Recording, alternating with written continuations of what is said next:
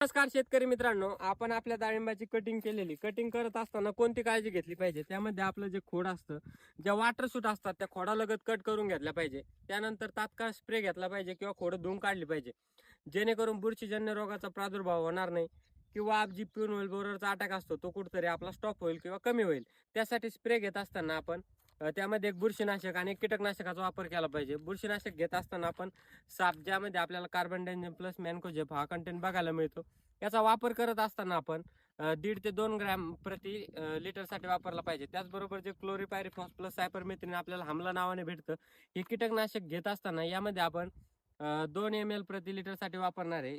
घेत असताना पूर्ण झाड चांगल्या प्रकारे स्प्रे करून खोडावरती चांगलं धुवून घ्यायचं, जेणेकरून कुठल्याही बुरशीजन्य रोगाचा प्रादुर्भाव होणार नाही किंवा आपण जी कटिंग केल्यानंतर काडी वाळली जाणार नाही, ही काळजी घेतली पाहिजे. धन्यवाद शेतकरी मित्रांनो. अशा शेतीविषयक माहितीसाठी आपल्या YouTube चॅनल त्याचबरोबर इन्स्टा पेजला फॉलो आणि सबस्क्राईब केलं नसेल तर करायला विसरू नका.